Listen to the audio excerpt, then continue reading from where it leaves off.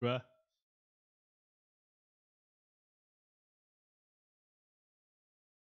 Ok, cool. Cool. Donc bonsoir tout le monde. Bonsoir à mon talk sur la migration. Donc nous allons passer 30 minutes ensemble, hein, à parler de legacy, de migration, d'aide technique et tout parlement comme ça. Donc on parle souvent de legacy pour parler de vieux code, pour parler de technique, pour parler de trucs chiants, et on assimile très vite legacy à projet peu intéressant. Mais on oublie deux choses. C'est qui accepte une succession se charge des dettes. Et la deuxième, c'est que le code qu'on produit est le legacy de nos successeurs. Et dans 30 minutes, vous en saurez. Donc, on va revenir sur cette jolie phrase qui accepte une charge des dettes. Ce qu'il faut savoir, c'est que quand on rentre dans une entreprise, on a forcément un historique, un héritage à prendre en main, et on va forcément avoir des dettes. Et moi-même, j'ai passé du temps dans 4 entreprises, notamment où on a eu beaucoup de legacy et beaucoup de migration à faire. Donc, notamment But Choquin, qui est une entreprise de produits pour fumeurs, plus intimement appelée vendeur de pipe. On a l'étudiant, un site média, Veoprint, chez qui je travaille actuellement, qui est un vendeur de produits, et BibJob, qui est un job board. Et donc du coup, je reviendrai plus en détail sur les 3 premiers, donc But Choquin, l'étudiant et Veoprint pour moi. Donc du coup, pendant ma jeune carrière, j'ai travaillé beaucoup à refactoriser du legacy, et ça m'a appris quand même à être flexible sur les objectifs à terme, et à être rigoureux sur les objectifs à long et moyen terme. Donc voilà. Donc d'abord, avant de commencer, on va définir les mots héritage, qui est au français pour le mot legacy, pas vraiment bon en anglais. Et donc, on va essayer de définir ce terme. Donc, l'héritage, c'est quand on est une personne qui décède, hériter bien matériel de cette personne. C'est-à-dire qu'on va devenir le propriétaire. Plus globalement, on va hériter des connaissances d'une utilisation à travers les générations. Vous êtes héritier. Par exemple, on a fait parler du terroir. Vous avez montré l'héritage en termes de culture. Donc, dans l'héritage, on va voir la personne qui va recevoir. Cette personne va gagner de la connaissance, savoir, elle va gagner du bien matériel. Et on va voir la personne qui va donner. Elle va donner, elle va transmettre des informations. Le seul problème qu'il y aura dans ce, on va avoir des pertes d'interprétation, d'information, pas à 100% tout transfert de données. Donc voilà, c'est ça l'héritage. On hérite de connaissances et de matériel, de personnes. Deuxième chose que je vais définir, la dette technique.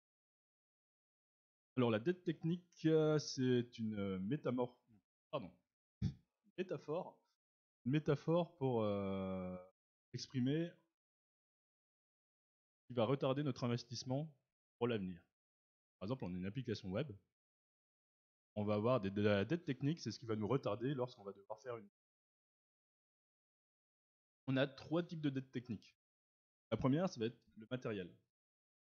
C'est-à-dire qu'on va avoir un serveur web, notre site internet, et ce serveur web va pouvoir accueillir 100 personnes. Le problème, c'est qu'un jour, on va, je sais pas, on va avoir beaucoup plus de connexions. Donc du coup, on va avoir un serveur qui va être complètement en PLS, comme on dit, et donc du coup, on va devoir changer de serveur. C'est le seul moyen de résorber en fait la dette technique au matériel. En fait, de sortir la carte bleue. Il y a un nouveau serveur, de nouvelles instances, etc. La deuxième dette technique, ça va être la dette technique qui est due au développement interne. C'est-à-dire qu'on a une équipe de développement, elle va produire des fonctionnalités, et ça va introduire la complexité cognitive, des bugs, et en fait ça, à long terme, on va avoir quelque chose qui va être complexe, on va avoir un métier qui va se complexifier, et lorsqu'on va vouloir faire évoluer ça, ça va rendre la tâche beaucoup plus. Et cette dette technique, c'est la plus difficile à résorber, parce que c'est un travail de tous les jours. C'est-à-dire qu'on va devoir tous les jours travailler à refactorer. Et la troisième, qui est l'épée de Damoclès, ça va être toutes les dépendances. C'est-à-dire les dépendances liées au langage, soit du PHP, JavaScript, Java, ou bien aux librairies ou aux frameworks comme Symfony, React, et tous les autres qui sont cités là. Et ça, là où c'est dangereux, c'est que lorsqu'on va prendre une librairie, on va prendre un langage, etc., on va accepter la dette technique qui va être produite par les personnes. C'est-à-dire que par la communauté open, par les personnes, etc. Le problème, c'est qu'on va être lié en fait à ça. Et donc, une décision trop différente, on risque d'avoir de gros problèmes, des bundles de fausses, de Symfony. Et donc, du coup, on va parler de notre héritage, nous, hommes du web, femmes du web. On va parler du web 2.0, notre héritage. Web 2.0, les termes ont été sortis vers les années 2004-2007. C'est à l'époque où on est devenu consommateur actif du web. On va devenir consommateur, c'est-à-dire qu'on va produire de l'information pour la partager. C'est aussi à cette époque que Facebook, Twitter, ont émergé. Et donc du coup, le fait de devenir acteur du web, consommateur actif du web, page de profil, et des business plans derrière qui en découlent, pour la vente de profil, bien le business model. Ça, c'est notre héritage. Actuellement, on est dans un monde où on partage beaucoup d'informations et où on est créateur très actif de contenu sur Internet. Par exemple, les Skyblogs. Et donc, du coup, pourquoi doit-on réécrire du legacy? Vraiment pour le plaisir. Est-ce qu'il y a des personnes qui ont réécrit du legacy? Donc, tout le monde. Ah, il y a 2 personnes qui lèvent la main. Il y a 3 qui ne suivent pas. Il y en a une qui rigole au fond. D'accord. Donc,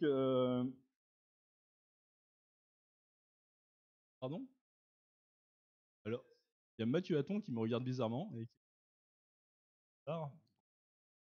D'accord, il me dit de continuer. Donc voilà, réécrire du legacy, pourquoi on devrait le réécrire? On a mis en prod l'application, en bug, on devrait la réécrire. Elle a été éprouvée en prod, elle fait du. C'est bête de réécrire quelque chose pour régénérer rien de plus. Donc actuellement, on est dans une phase un peu de transition. On va devoir réécrire fond d'application parce que le web évolue et que l'interface s'adapte. Quand je parle d'interface, je ne parle pas que de l'écran. Je parle vraiment de l'interface entre homme et machine. C'est-à-dire que dans le web 1.0, on était passif, sédentaire. On devait être devant un ordinateur, dans un bureau, connecter à Internet et regarder et consommer de l'information. Le web 2.0, on est devenu consommateur actif, sédentaire. Sur un ordinateur, on postait des posts sur Facebook, Twitter. Et là, on est dans un web où on commence à être consommateur itinérant. C'est-à-dire qu'on commence à se déplacer un peu partout parce qu'on a un téléphone qui nous permet de consommer le web partout, n'importe où, tant qu'il y a du réseau. Et en fait, cette itinérance crée des façons de consommer la data qui tend à aller vers un web symbiotique. Web, tout est connecté. Tout objet possédant une intelligence va être bientôt Internet. Vers quoi on tend. Et donc du coup, on remarque que les interfaces homme-machine ne seront pas que des écrans. Pourront être des capteurs sensoriels, écrans un peu bizarres avec une encoche en haut et en bas, par exemple. Ça pourrait être vraiment, vraiment divers. Parce qu'on arrive dans une société où on est hyper connecté. Dans une société où on est tout le temps sur nos portables pour pouvoir demander de l'information. Par exemple, lorsqu'on envoie un SMS, si on répond à l'heure, problème. Lorsqu'on envoie un mail, on répond pas dans la journée, un problème. Alors que quand on était petit, on partait 2 semaines en vacances, maman elle n'est pas.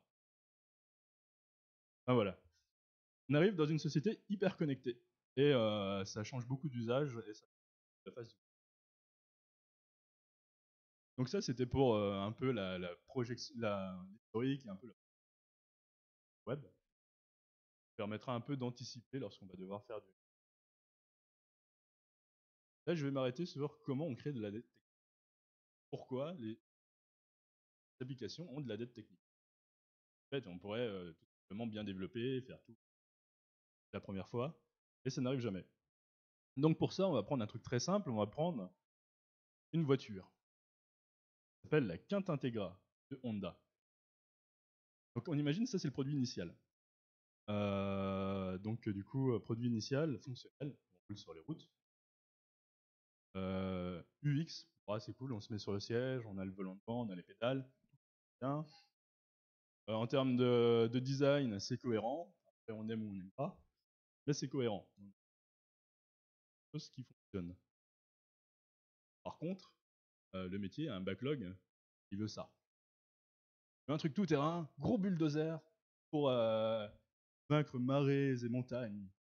Et donc du coup, quand on est quelqu'un qui veut transformer une voiture, ça, on va faire des sprints, c'est-à-dire on va remplacer les pneus, rajouter des phares au-dessus, repeindre la etc. Lorsqu'on va faire ces évolutions, on va s'intéresser vraiment au micro. On va dire par exemple, je vais rajouter des phares. Ça c'est le schéma du circuit électrique des phares. On va se dire, ce schéma, peut-être rajouter des phares de tel endroit puisque l'ampérage est bon, etc. Et donc, on va pouvoir rajouter des phares. Ça remplit le cahier des charges, c'est fonctionnel, ça tâche, super cool. Le problème, c'est que à force de faire évoluer le produit comme ça, on arrive à ça. Et ça, c'est l'héritage. On a bien une voiture qui permet d'aller un peu dans les bois et casser un peu les branches qui sont devant. On a bien les phares qui sont sur le toit. On a une carrosserie qui a une couleur un peu pétante, etc. Le problème, c'est que on n'a pas pris de recul. Et donc, du coup, on arrive à un produit qui est certes fonctionnel, certes éprouvé en prod, mais qui n'est pas forcément maniable pour l'avenir et qui n'est pas forcément bien pour l'utilisateur. Enfin, qui offre pas une très bonne expérience utilisateur. Et le problème, c'est qu'on arrive à ce niveau-là, à quelque chose où on va avoir la technique qui va diriger l'expérience utilisateur. On va pas pouvoir faire n'importe quoi, on va être dirigé par la. Et on arrive dans un endroit où on dit ah non, on peut pas mettre de bouton là parce que on peut. Et ça, c'est le gros problème. Donc voilà, c'est comme ça qu'on a fait de la dette technique. Et maintenant, je vais vous parler de mes expériences professionnelles uniquement. Donc notamment sur Butchoquin, qui est un fabricant de pipes et qui est basé à Saint-Claude. Normal. Et cette entreprise a racheté la moitié des entreprises qui existaient à Saint-Claude. En gros, ils sont 2 grosses entreprises à Saint-Claude qui se partagent le marché. Et donc du coup, quand ils ont racheté l'entreprise, ils avaient un problème de logistique. Donc, ils avaient trop des stocks qui venaient un peu de partout. Qui étaient soit écrits sur papier, soit écrits dans des Excel, dans des bases de données. Le problème, c'est que, comme j'écris, la propagation des stocks était trop longue. Le problème, c'est que il y avait beaucoup de Donc on crée de la valeur, ça restait dans le magasin parce que c'était pas encore vendu, parce que la demande n'était pas très forte. Donc du coup, le retour sur investissement était nul. C'était perdre pas mal d'argent sur l'exercice. Et il n'y avait aucune présence e-commerce. Gros problème.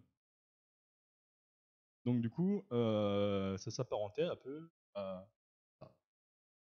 Il y avait des catalogues papier pour VRP, il y avait plusieurs, il y avait un site vitrine, il y avait une comptabilité, il y avait des bases de données un peu de partout, ça circulait un peu dans tous les sens, les informations.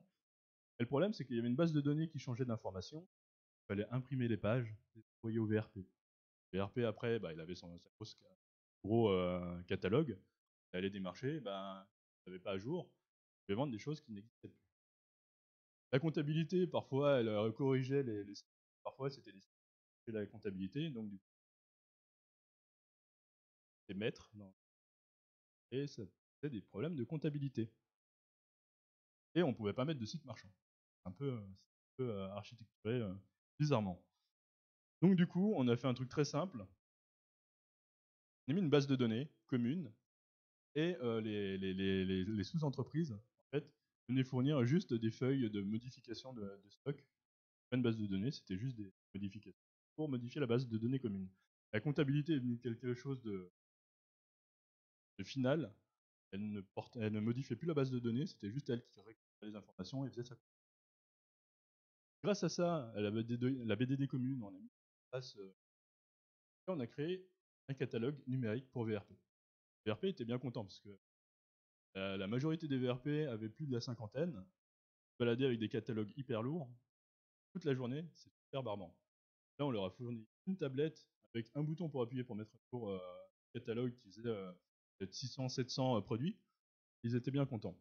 Donc du coup, ils étaient beaucoup plus productifs, et en plus, ils avaient quelque chose à jour. Ça jouait quand même pas mal dans leur motivation et dans leurs chiffres qu'ils faisaient par année. On a eu le site vitrine, toujours égal à lui-même, qui lui se mettait automatiquement à jour grâce à la BDD commune. Il y avait une BDD avec les produits qui étaient et voilà. Et la dernière chose, c'est le site marchand qui se faisait aussi alimenter par cette base de données commune. Où là, on vendait vraiment. Donc du coup, on a baissé la production pour augmenter le retour sur investissement sur la production. On a fait de la production plus ciblée, parce que grâce à une BDD commune, on a pu déterminer quels étaient les produits qui étaient en vogue, qui n'étaient pas vendus. Et donc du coup, on a réussi à l'équilibre. C'est pas gagné. Deuxième entreprise, l'étudiant. Étudiant. Étudiant, c'est un site média, et pas que. C'est un site, c'est une entreprise qui fait en grande majorité, à 60% de son chiffre d'affaires, sur les salons. Le salon de l'étudiant qui réunit entreprises et étudiants là-dessus qui font le maximum de chiffres. Ensuite, ils ont le job stage, une annonce, où ils font pas mal de chiffres d'affaires aussi, et le reste est fait au site média. Donc, à l'époque où je suis là-bas, ça a été racheté par Altis Media. Et donc l'étudiant avait comme but de récupérer les données des utilisateurs. Actuellement, enfin, à l'époque, il n'y avait pas d'authentification, on ne savait pas quel utilisateur venait. Donc du coup, on a vraiment de perte de qualité sur les fiches utilisateurs. Là, le projet, c'était de créer un unique et pouvoir faire du tracking sur ça. Et la deuxième chose, c'était qu'on avait une stack technique qui était vieillissante, difficile à maintenir parce que c'était du 1.4 et c'était sur une vieille version de PHP. Pour des raisons de sécurité, des raisons même de connaissance, l'intégration devait se faire.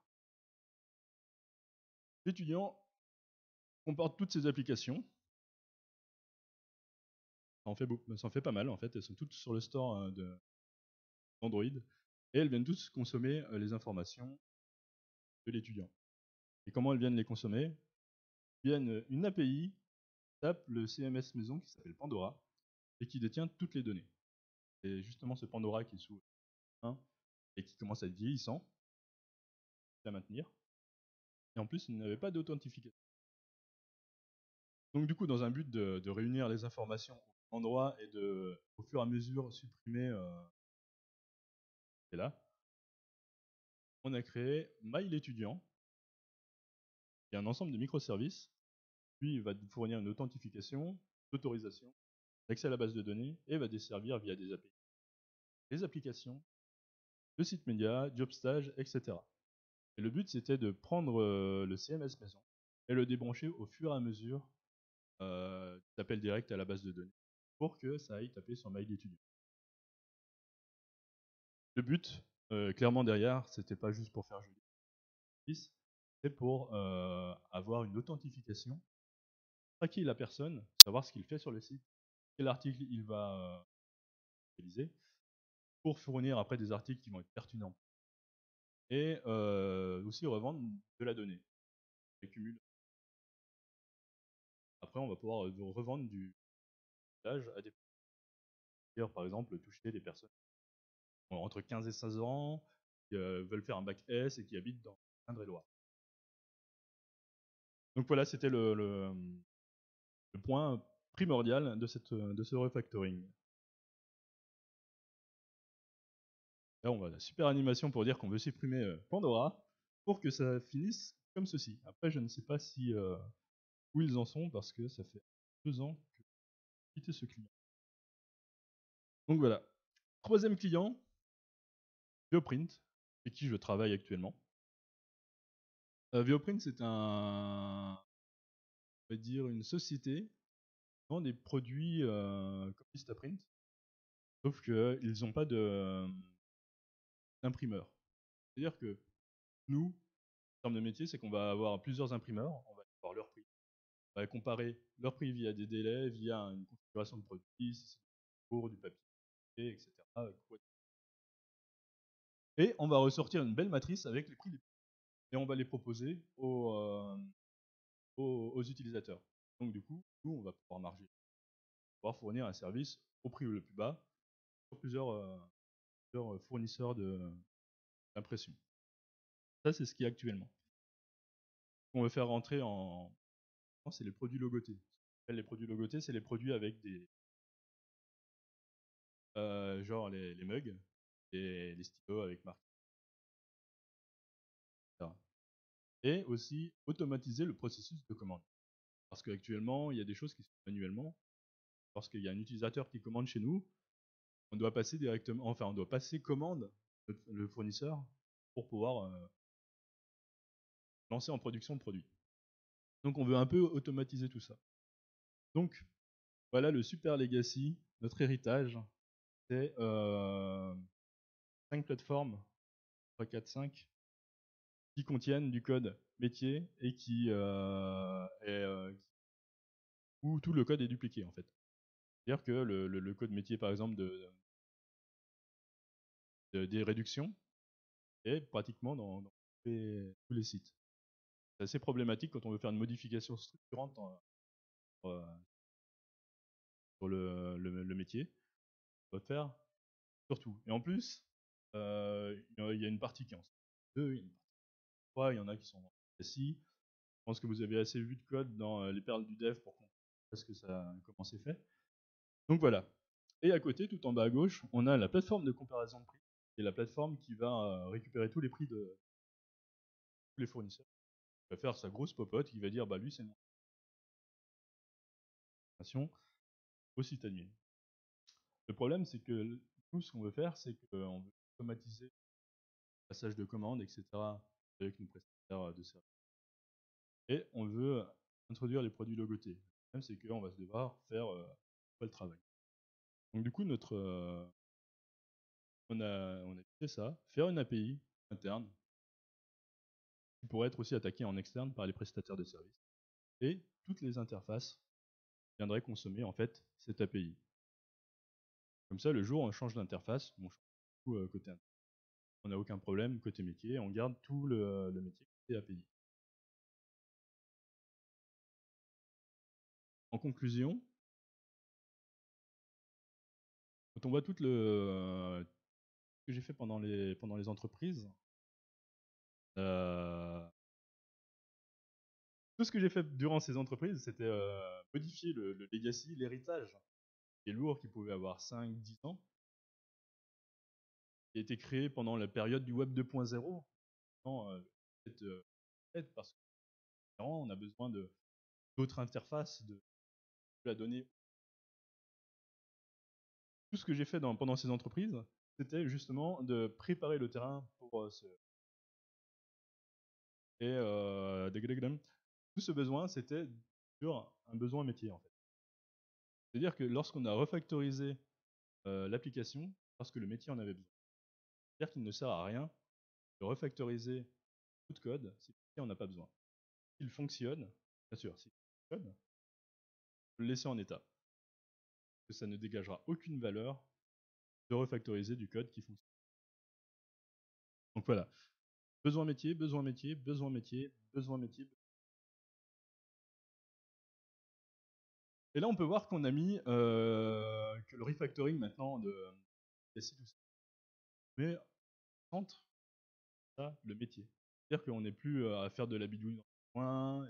Non, on prend le métier, on lui dit ce que tu veux, on peut le faire. C'est un peu les valeurs que LinkValue peut transmettre. Et donc pour aller plus loin, il y a le fameux DDD, le Domain Driven Design Development, pardon Lucas, et l'Agile par exemple, qui peuvent être appliqués via le Scrum, etc. Donc c'est des méthodes qui vont aider à mettre au centre du développement le métier.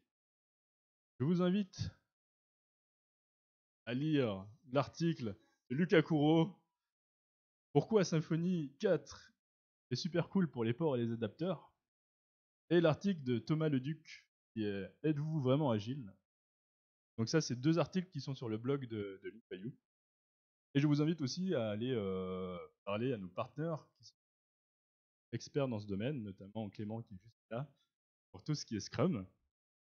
Donc voilà, vous pouvez aller les consulter et ils pourront parler de cette jolie parole. Donc revenons au tout début. Qui accepte une succession qui charge de ses dettes?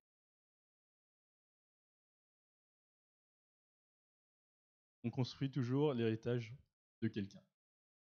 Forcément, dans une entreprise, quand on va arriver, on aura forcément des dettes techniques, on aura forcément un existant. Très rare d'arriver dans une entreprise et repartir de zéro. On aura forcément un existant et des choses qui ont été mal faites. Il faut vivre avec. Et pour aller plus loin, là j'ai parlé beaucoup d'héritage en termes de métier, en termes de technique. Mais comme j'ai énoncé avant, chacun de nous a un héritage, soit un héritage culturel, que ce soit des expériences professionnelles, personnelles, qui vont fonder notre jugement, qui vont fonder notre façon de penser. Et c'est grâce à elles, en la partageant, comme léguer un héritage, c'est en la partageant qu'on va enrichir. Et comme le dit notre cher ami Romain, chez LinkValue, on y trouve ce qu'on y apporte. Donc apportez toute votre expérience, apportez tout ce que vous avez fait et partagez-la. Merci.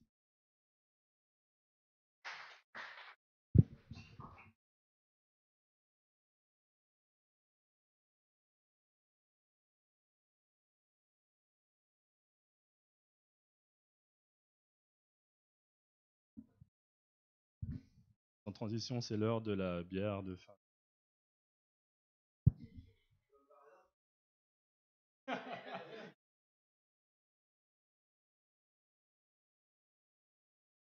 Eh ben, merci Marco, c'était bien cool en tout cas ce partage. Si vous n'avez pas de questions, on peut l'applaudir. Merci en tout cas.